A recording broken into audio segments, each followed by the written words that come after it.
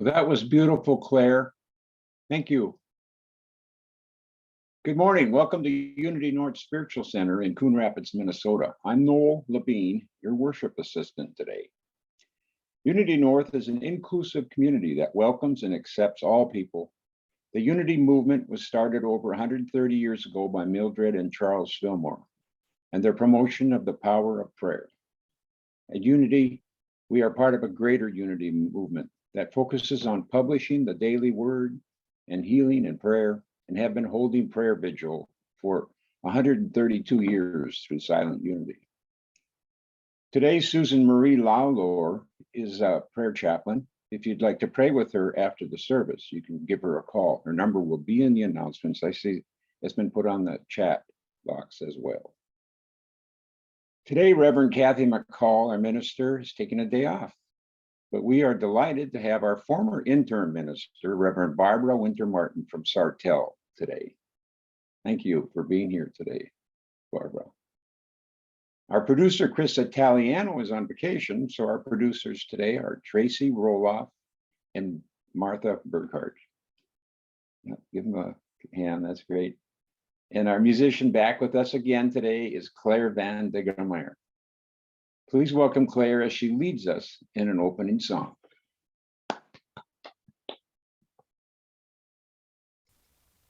Good morning. We're going to have some words up on the screen here pretty soon. There we go. I am grateful.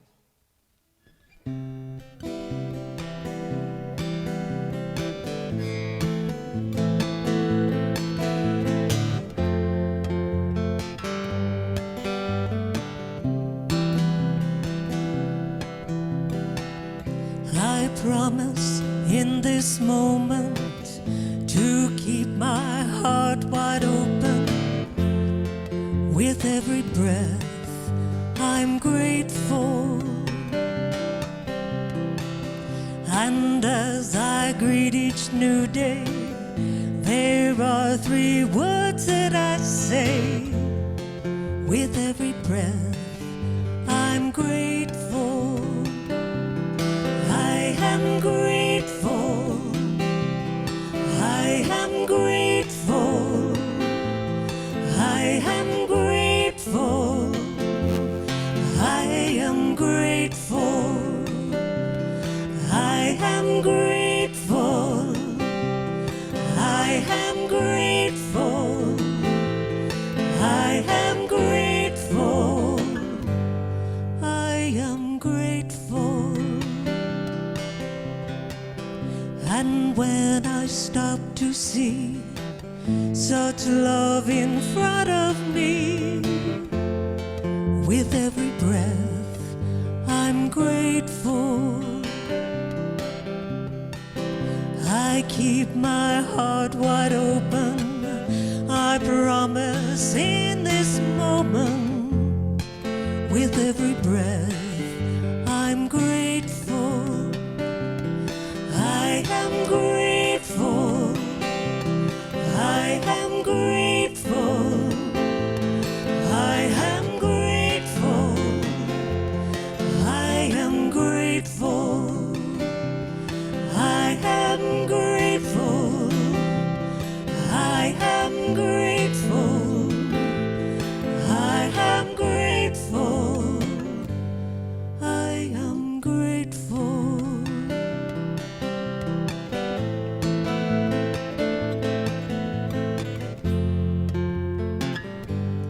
I am grateful.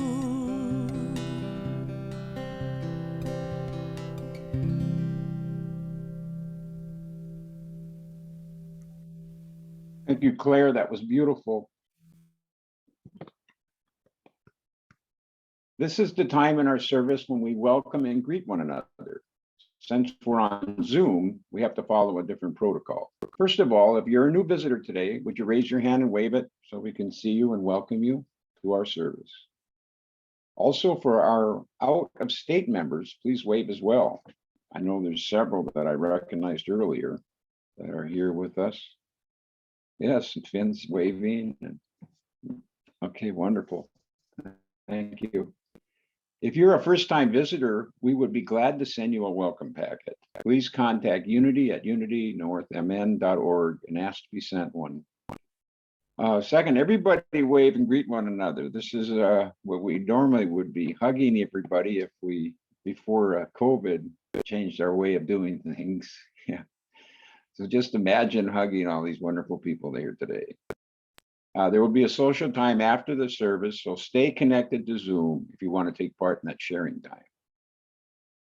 Now we will take a moment for prayer requests. Rather than say them aloud for all to hear, we invite you to speak a name or request silently or aloud in the privacy of your own home.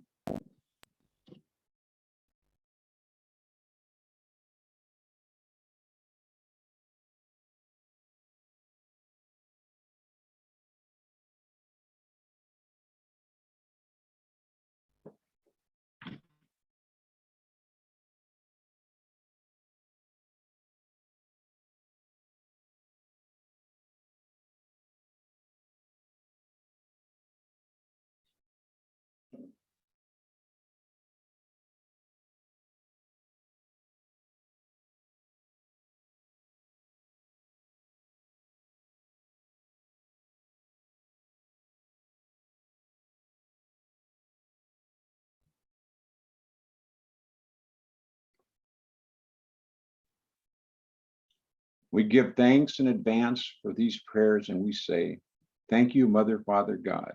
And so it is, amen. Now stay centered and still for our daily word reading. The word of the day for Sunday, March 6, 2022 is glory. My life celebrates the glory of God.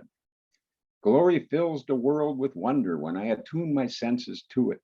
I hear it in the sounds of waves crashing on a beach and in the resonant harmony of a choir. I see it in sunrises and sunsets, in the beauty of gardens, mountains, and forests, and in the eyes of parents holding their newborn child.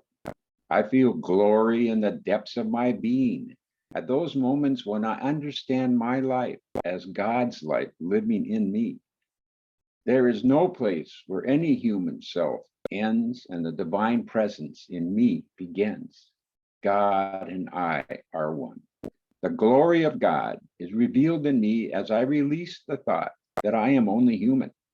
God's glory shines through me as the divine presence, the Christ, expressing in my healthy body, my insightful mind, and my loving heart. From Galatians chapter 2, 20th verse, And it is no longer I who live, but it is Christ who lives in me. And now Claire will prepare us for meditation with a song.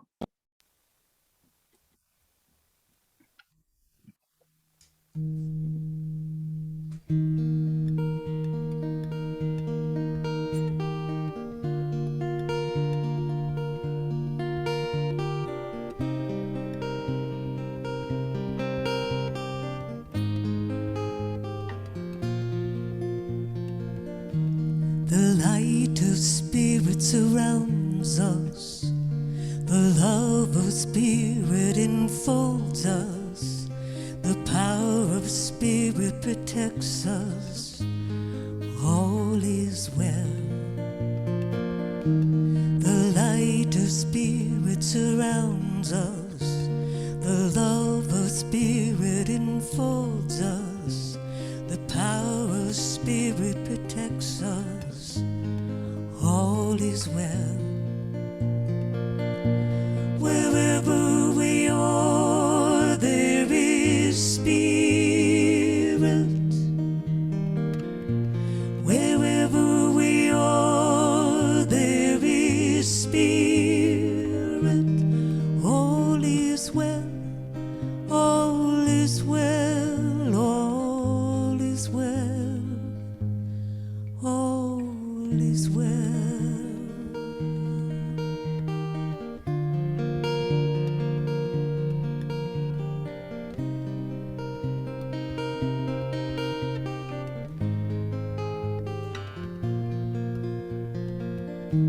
The light of Spirit surrounds us.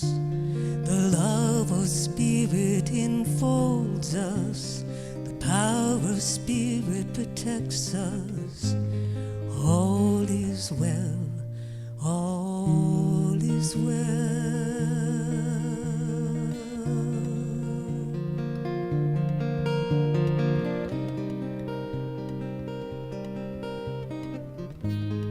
All is well, all is well.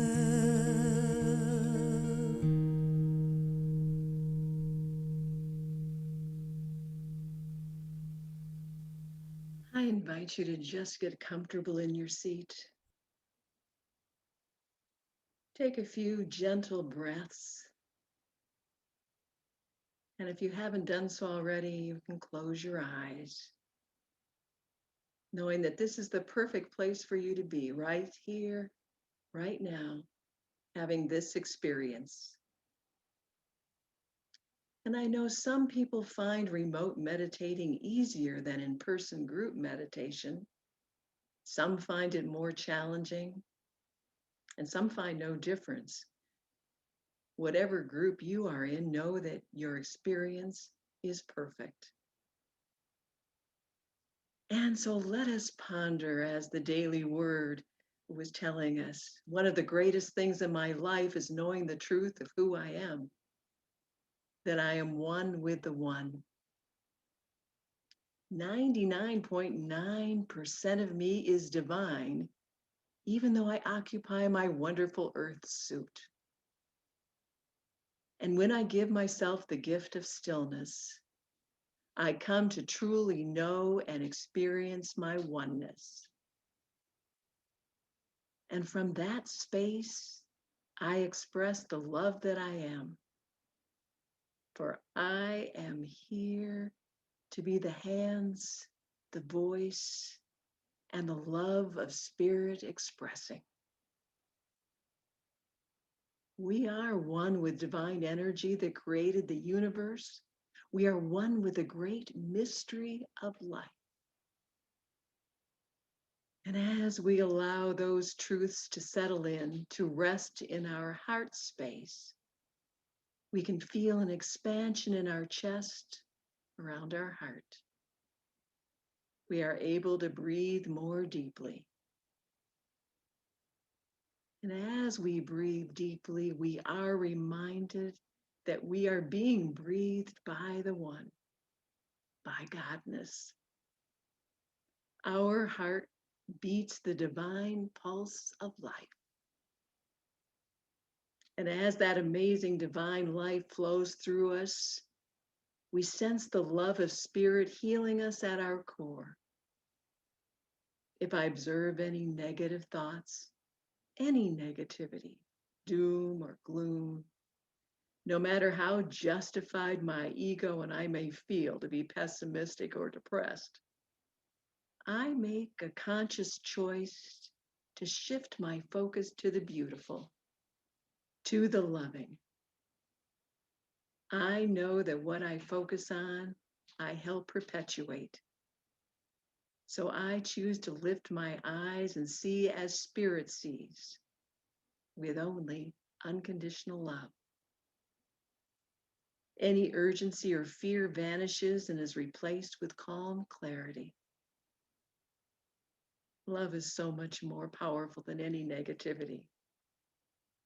And as we continue, we rest our focus on the good in and around us, and our emotions gently elevate to high vibrations of gratitude and love. I invite you to spend the next moment or so seeing in your mind's eye just some of the thousands of wonderful things in your life right now. Go ahead now. See the good.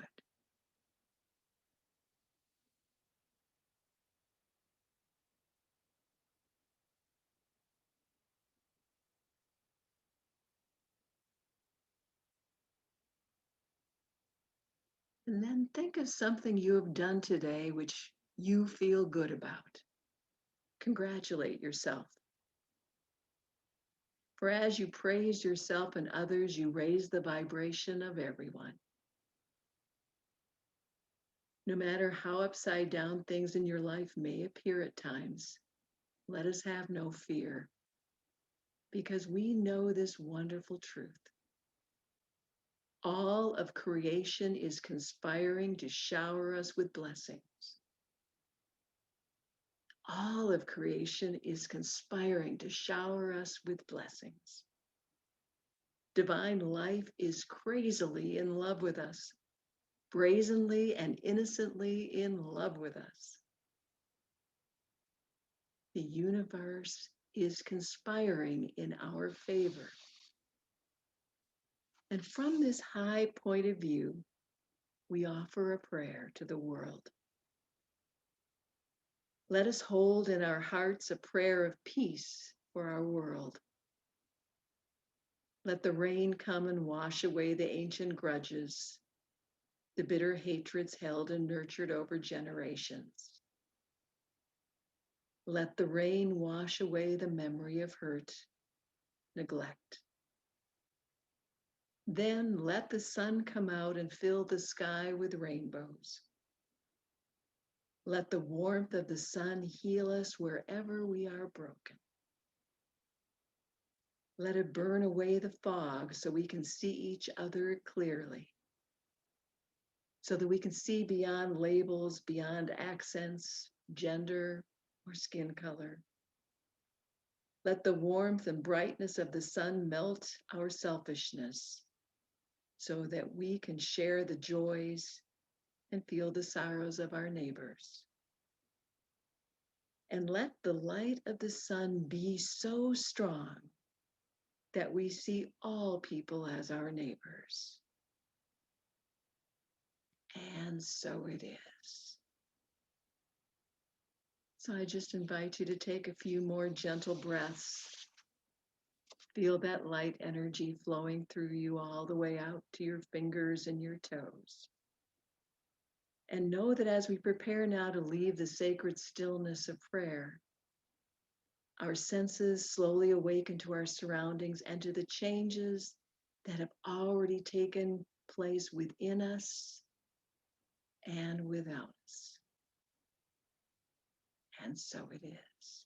If you haven't done so already, I invite you gently open your eyes, feeling alert, yet relaxed, energized, yet at peace.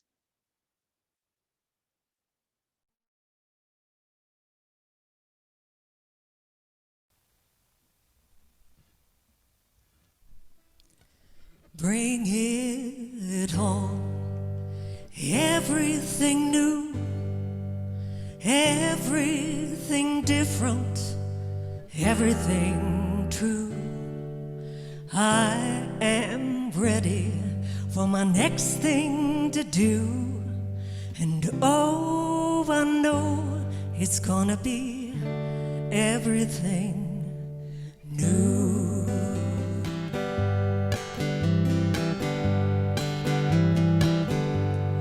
Bring it on.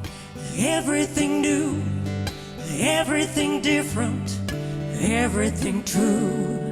I am ready for my next thing to do. And oh, I know it's gonna be everything new. I'm through crying, I'm through waiting, I'm through hoping against so hope. I'm through longing for something gone that'll never return. I finally learned, bring it on. Everything new, everything different, everything true. I am ready for my next thing to do. Oh, I know it's gonna be everything new. I'm through grieving, I'm through dreaming that yesterday is ever coming back. No more wishing on someone else's star that'll never be mine. I know it's time, bring it on. Everything new, everything different, everything true. And I am ready for my next thing to do. Oh, I know it's going to be everything new. I've survived many times before, broken hearts and slamming doors. I'll be alright, yes I will once more. As I did back then, I'm gonna rise again. So bring it on.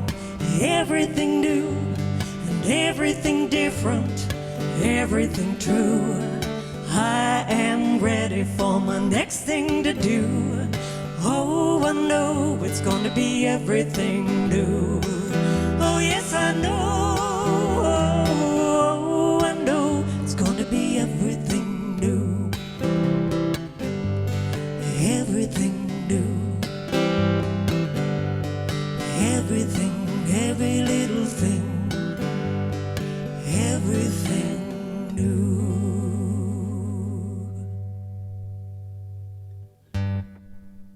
Oh, Claire, that was wonderful. Thank you. Ah, I got goosebumps. I imagine you guys did too, as well. I'm so happy to be with all of you this morning. And thank you, Reverend Kathy, for, well, taking a well-deserved Sunday off, but I'm glad to be here with you all. And I know my talk title, they asked me, and I said, well, it's Lent, a time of spiritual transformation. And then I thought about the title because, quite honestly, any time is actually a good time for transformation, is it not? We kind of pick different times of the year to kind of focus on different things. January, we think of physical transformation. So what we do, we buy gym memberships and Jenny Craig or whatever it is. And in the fall, what we do is that's the time we get organized. At least I do. And so at that time, you're going to do surroundings. And so we do transformation in our homes and our surroundings. And Thanksgiving, oh, that's a good time to do transformation of gratitude. So we do a 40-day gratitude practice. And so come Lent, it's a natural time to be doing some kind of transformation practice. Lent, of course, is Old English. It just means spring or lengthening of days. You know, in the 4th century, it was a time when the Christian converts were getting ready for baptism. And it evolved slowly into a time of prayer and fasting, self-discipline, which is probably why I never liked Lent, because at that time, earlier in my life, the idea of self-discipline was not anything I was terribly interested in, nor good at. And so in my history, I didn't like Lent because most of my friends in my tradition that I grew up, my religious tradition, they would give up candy.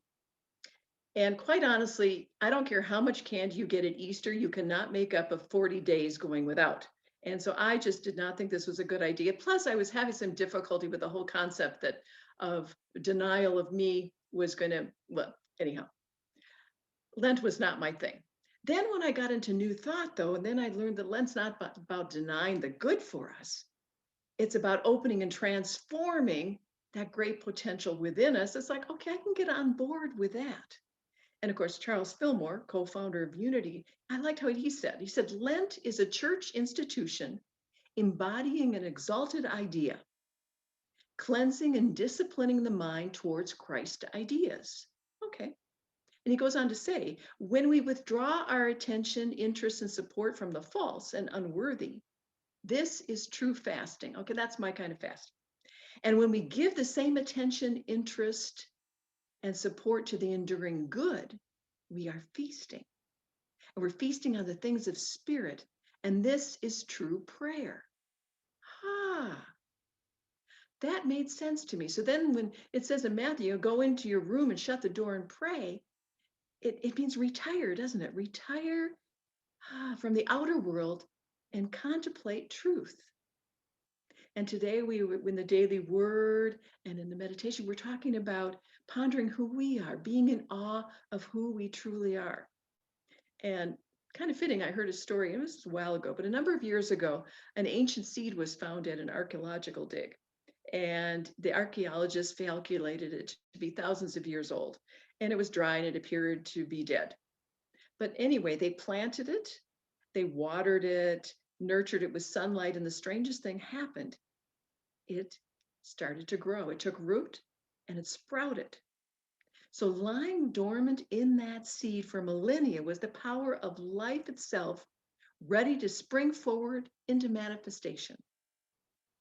And I always like that because one of my favorite quotes from Meister Eckhart, Christian mystic, said, the seed of God is in us. Given an intelligent and hardworking farmer, it will thrive and grow up to God whose seed it is. And according to its fruits will be God-natured. I like that. It's kind of a theme here. And of course, we're not just the seed, we're the farmer, aren't we, as well? So what we get to do is nurture ourselves and become these amazing beings that we're capable of being. And all the different traditions tell us, Jesus said greater things will you do. He was trying to remind us of who we truly are. Even Thomas Edison said, if we did all the things we're capable of doing, we would literally astound ourselves. And so when we're feasting or praying and reflecting on the truth of who we are, that helps us move and raise our vibration and transform our experiences, our relationships, every aspect of our lives. And then when we fast or release unproductive thinking, which to me, unproductive thinking is worrying, it's negativity. Well, I love, if you remember Robert Schuller, Reverend Robert Schuller, Crystal Cathedral, he had a Sunday service on a number of years ago, and he was the epitome of positive thinking. And he said that the acronym for Lent, L-E-N-T, was let's eliminate negative thinking. That works for me. It's also simple and I can remember it. So, if we, there's a lot I know going on in the world right now, and maybe in your lives too, that is perhaps scary, worrying, something that you feel you can't control right now. And a couple things of that come to my mind. One thing is when it feels like I can't control something, or and I'm tempted to say there's nothing I can do. I remember that's error thinking, because there's always something I can do. Because what I can always do is visualize what I want. And when we do that, we are so powerful that when we visualize what we desire, it starts changing everything. So we've got that. But when things are going on outside that are difficult or frightening, or what I want to be careful is that what's going on outside does not leak into the inside, where I become a worrier, or I start to think negatively. because that doesn't help me at all. I love Jack Canfield, the book, The Success Principles.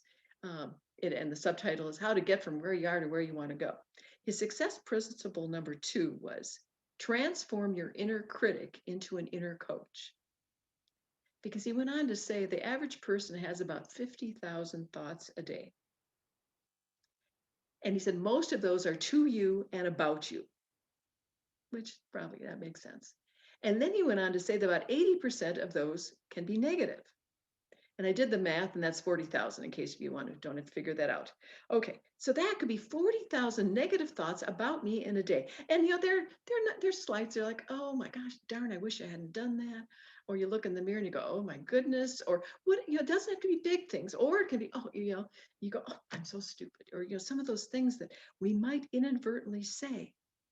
And we may think that doesn't make a big difference, but thoughts can do damage. And when I was thinking of that, I was reminded of the story about a young man named Nick Stitzman. He was a strong, healthy, ambitious young railroad yardman. And one midsummer day, the train crews were informed that they could quit an hour early in honor of the foreman's birthday. So while performing one last check on one of the railroad cars, Nick was accidentally locked in a refrigerator boxcar. And when he realized that the rest of the workmen had left the site, Nick began to panic. He banged and banged on the door, nobody heard him. And with his knowledge of the facts, he predicted the temperature in the car to be 0 degrees. And Nick's thought was, if I can't get out, I'll freeze to death in here. Apparently wanting his wife and family to know what happened to him, he got out his knife and began to etch words on the wooden floor. Things like, it's so cold, my body is getting numb. If I could just go to sleep. These are my last words, I love you. The next morning, the crew slid open the heavy doors of the boxcar and found Nick had indeed expired. An autopsy revealed that the very physical signs of his body indicated that he had indeed frozen to death. And yet here's the catch, and the refrigeration in the unit of the car was not working properly, and the temperature inside indicated 55 degrees. Chilly, yes, but not cold enough to kill him. Nick had killed himself by the power of his own thoughts. And when I thought about that, I was thinking about, because our thoughts create the forms in which creative substance, divine energy, whatever you want to call it, is poured. I kind of think of it like ice cube trays. Those of you remember back in the days where you had automatic ice makers, you had ice cube trays. And what you did, you pour water into the water forms then the form of the ice cube tray. And that's what happens with our thoughts. Our thoughts, if you think of it, are like the trays, and then energy goes into it. So we might want to be cautious of what our thoughts are, since that is where the creative energy is going into. And Yogananda said in the autobiography of a yoga, he said, since you alone are responsible for your thoughts, only you can change them. That's the good and the bad news. And you will want to change them when you realize that each thought creates according to its own nature. Remember that the law works all the time, and that you are always demonstrating according to the kinds of thoughts you habitually entertain. Therefore, start to think only those thoughts that will bring you health and happiness. Now, the good news is that it's the thoughts that are held in mind that you habitually entertain, not the ones that go wandering through. So if you have a thought, so you don't have to get too paranoid about this. It's the thoughts that become the routine thoughts, the ones that we don't even notice anymore. And the other ones that go through, we just let them go through and out. That's okay. So I thought of the old story, the Sufi tale about a stranger who was going to enter a village and was seeking out the local Sufi master. And he wanted his advice. He said, I'm thinking of moving to live in this village. What can you tell me about the people who live here? And the wise Sufi master replies, what can you tell me about the people who live where you come from? Ah, the visitor said, they're terrible people. They're robbers and cheats and liars. Oh, they stab each other in the back. Well, now, said the Sufi master, isn't that a coincidence? That's exactly what they're like here. And so the man departed the village and was never seen again. And a few days later, another stranger entered the village and also sought out the wisdom of the Sufi master. And he said, I'm thinking of moving here to live here. What can you tell me about the people? And the master replied again, tell me about the people who live where you come from. Ah, said the visitor, they're wonderful people. They're kind, they're gentle, they're compassionate. They look after each other. What a coincidence, the Sufi master said. That's exactly what they're like here. Not too subtle. I like not too subtle. But what the point being, obviously, is that what we hold in our mind is what we replicate. Just like what we put into the ice tray is what we're going to get out. So we want to start harnessing this power we have to control our thoughts. And Daniel Adam, he's a psychiatrist, and he called our limiting thoughts ants, automatic negative thoughts, ants. And just like ants can ruin a picnic, the real ones, the ants in our minds can really wreak havoc in our lives if we're not careful. And so he said there's 3 steps you can easily do to start molding our thoughts to where we want them to be. The first thing is we have to become aware of them, which kind of makes sense. You notice them, notice lack or limitation thoughts. And sometimes they are so automatic.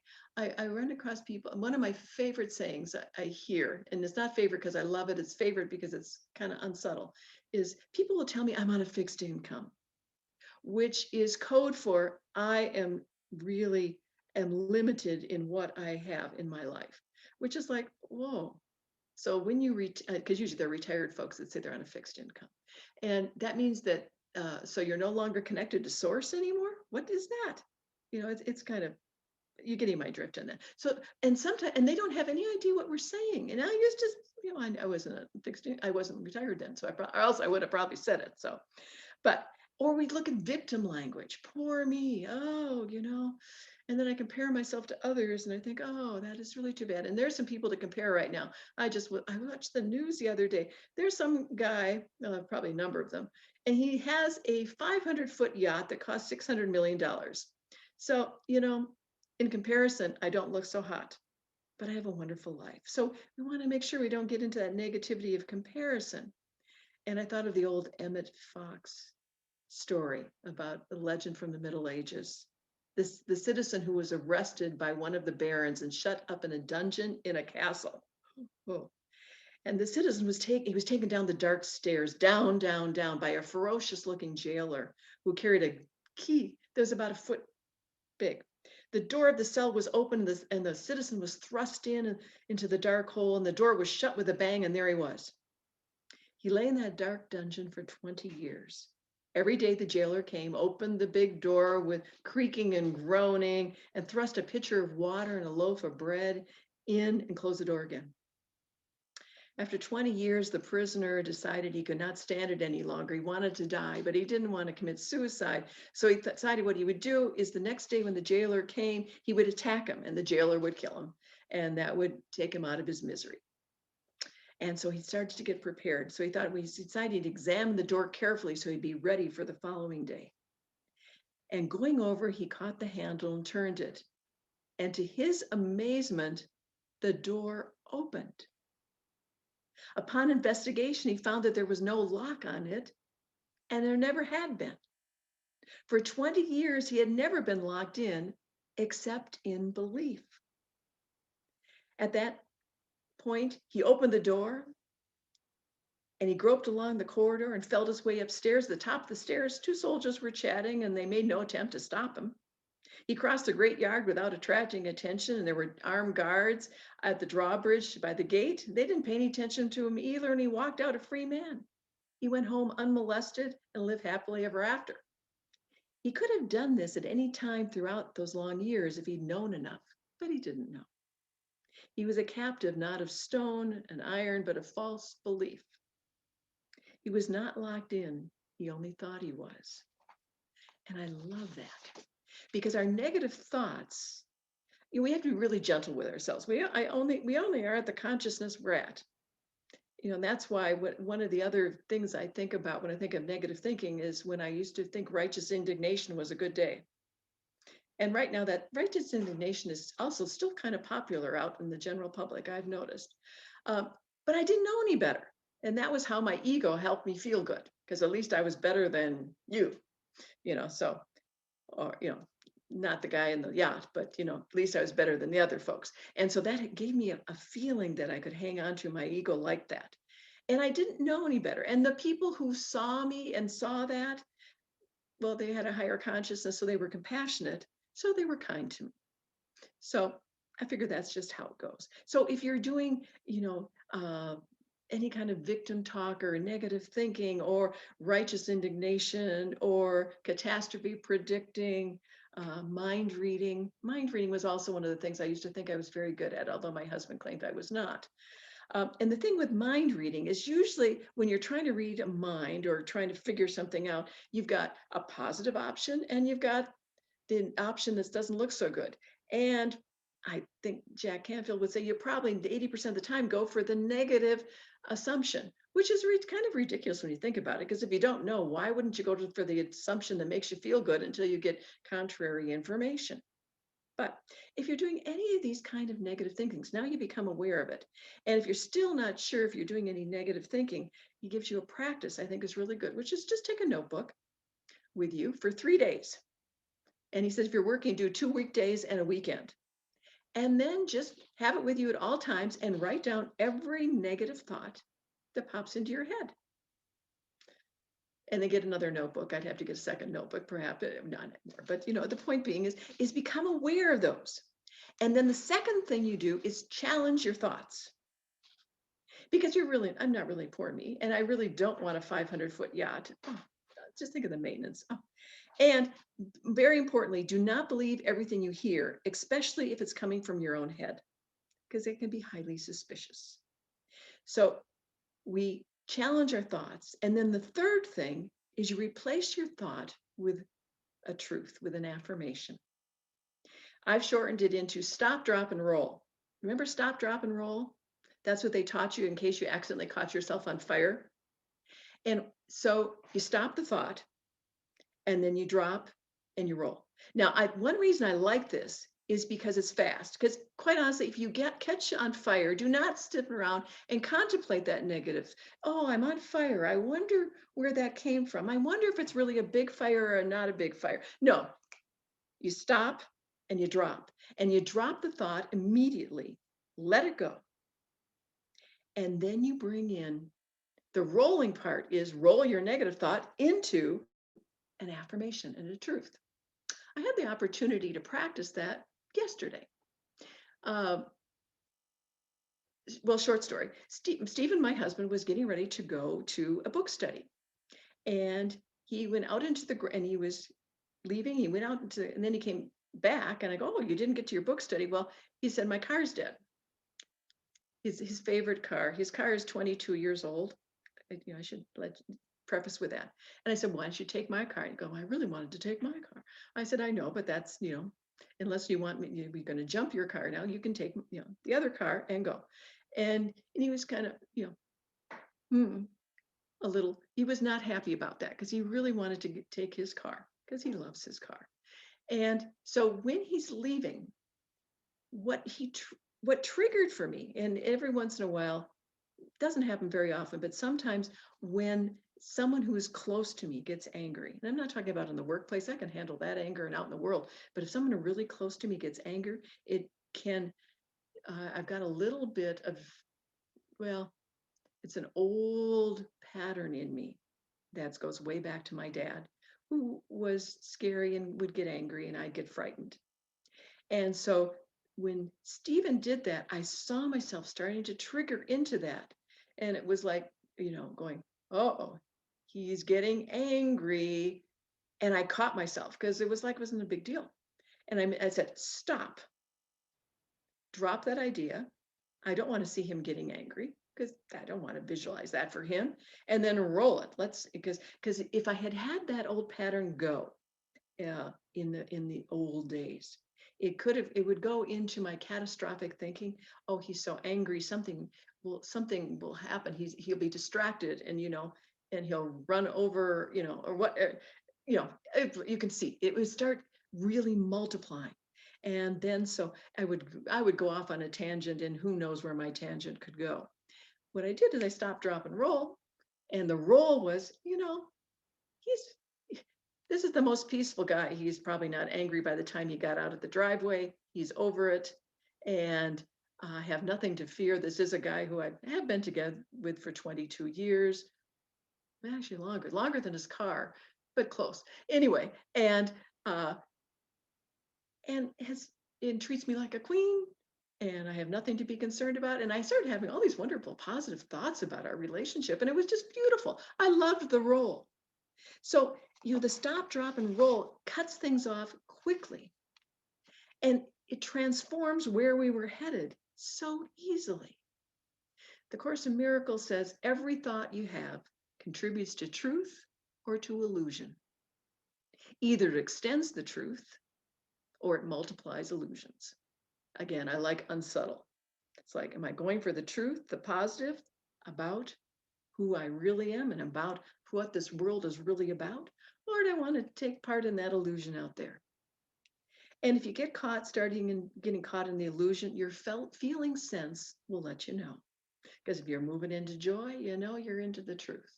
And if you're going into illusion, you find yourself tensing up and having all kinds of other emotions that are not your favorites. Aren't we a wonderful creation? So it's so clear to us. So my wish for you this week is that if any negativity comes up, you stop, drop, and roll, and you spend time just breathing in all the blessings that we have and the countless opportunities to astound yourself. And so it is.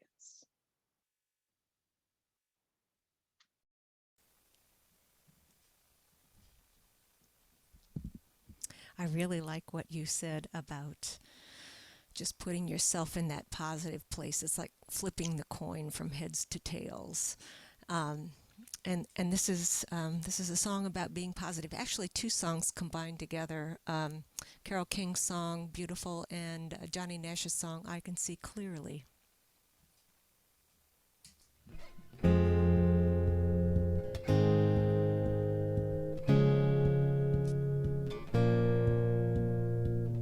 You've got to get up every morning with a smile on your face and show the world all the love in your heart.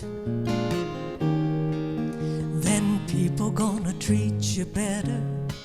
You're gonna find, yes you will, that you're beautiful as you feel.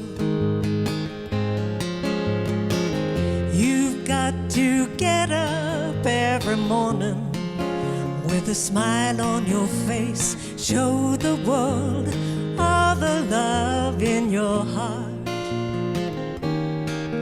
Then people gonna treat you better. You're gonna find, yes you will, that you're beautiful as you feel. And I can see clearly now the rain is gone.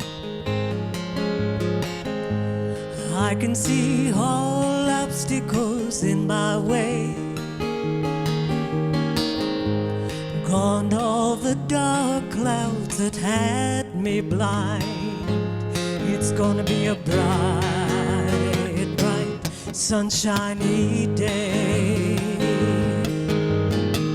You've got to get up every morning with a smile on your face, show the world all the love in your heart. Then people gonna treat you better.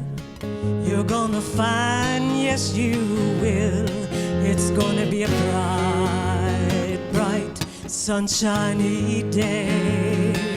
It's gonna be a bright, bright, sunshiny day. It's gonna be a bright, bright, sunshiny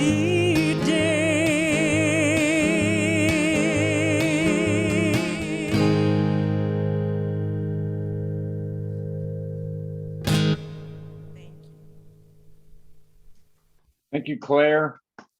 I definitely feel inspired. It was a great song to follow Barbara's message. Thank you. This is the time in our service when we bless our offerings. Since we can't collect them live, we invite you to go to our website, unitynorthmn.org, and find the donation button on the homepage and give your offering there. Or if you prefer to mail a check, you can send it to our address, also found on the website. Please hold your offering in your heart and or in your hands and join me in saying the offering blessing. Divine love flowing through me now blesses and multiplies all that I am, all that I have, all that I give, and all that I receive. And I am grateful.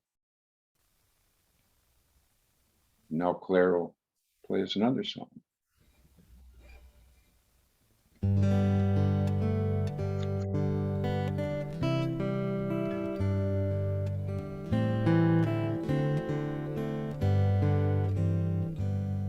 My gift goes forth on the wings of love, and it lands where it can heal and bless. It returns to me, multiplied 1,000-fold, as the universe says yes. Yes, as the universe says yes.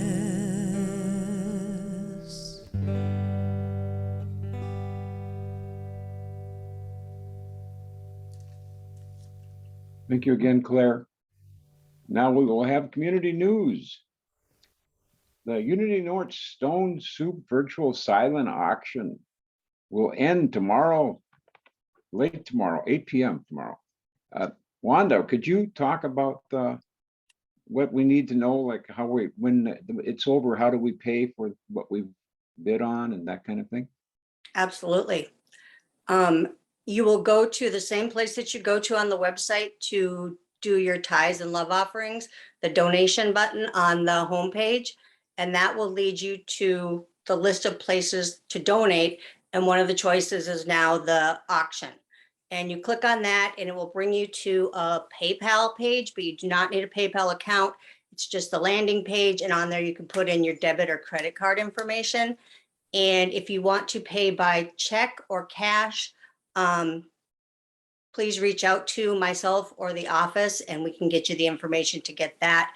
And I will be keeping track of who pays and make sure it gets credit. And then once everything is done, we will work on getting some emails out to everyone to connect you with the person that won your item or whose item you won.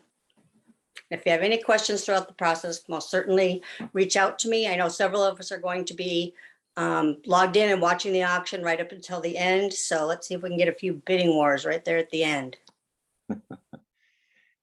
Thank you, Wanda, for that and for all that you've done to set up this auction. It's been fun being watching how this has progressed. So I hope everybody has a chance to go and check it out. You only have a little over a day left, so now's your chance.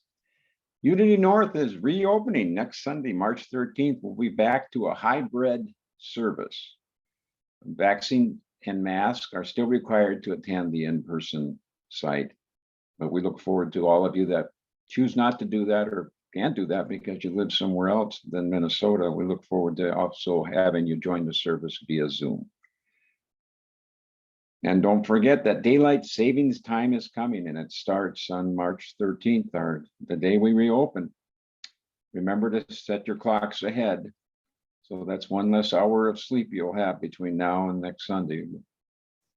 We're used to that hard way. The Wisdom of Jesus, a 4-week journey to Easter.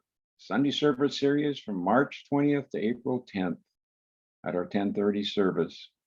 Jesus as wisdom teacher, healer, man and myth, and the social revolutionary. I'm excited to hear those messages. Monday evenings, chat with Gina Booth is a weekly event.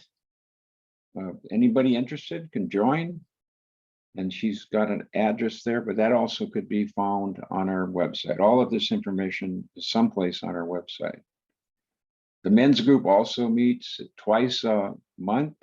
And this Thursday coming up will be the first time we'll be meeting again in person. But we always keep one Zoom meeting, and that'll be the fourth Thursday. Contact Jim Cox, and there's his phone number if you have some questions about that. A monthly gathering with Stacy Krepp on Friday, March 11th at 7 p.m. Contact her if you want more information, and there's her number as well. The Unity North Visioning Evenings on Zoom, facilitated by Reverend Kathy. We'll once again address what is our purpose and what is our future. It's been a while since we've done this, probably 3 years. It's been a while. So the part one will be on March 29th, starting at 6:30. That's a Tuesday, and part two will be on a Tuesday, April 19th. And we'll have a chance to help define what we want Unity North Spiritual Center to look like in the future. Visit our website for more information there as well. The prayer chaplain for today is Susan Marie Lawler, and there's her phone number. And before Reverend Barbara leads us in a prayer for protection, I want to acknowledge our service producers, Tracy Roloff and Martha Burkhardt. Without our producers, this wouldn't be possible. And also the musician, Claire Van Gomek. And thank you also, Reverend Barbara, for being here. Oh, shall we say together our prayer for protection? The light of God surrounds us. I am the light of God. The love of God enfolds us. I am the love of God. The power of God protects us. I am the power of God. The presence of God watches over us. I am the presence of God. Wherever we are, God is, and all is well. Rich blessings, everybody.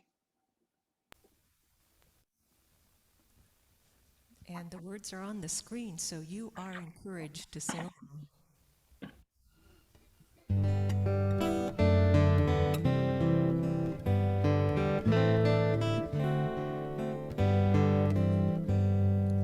Let there be peace on earth. Let it begin with me. Let there be peace on earth, peace that was meant to be, with God as our creator, family whole are we. Let us walk with each other in perfect harmony. Let peace begin with me. Let this be the moment now. With every step I take, let this be my joyous vow. To take each moment, live each moment in peace eternally. Let there be peace on earth. Let it begin with me.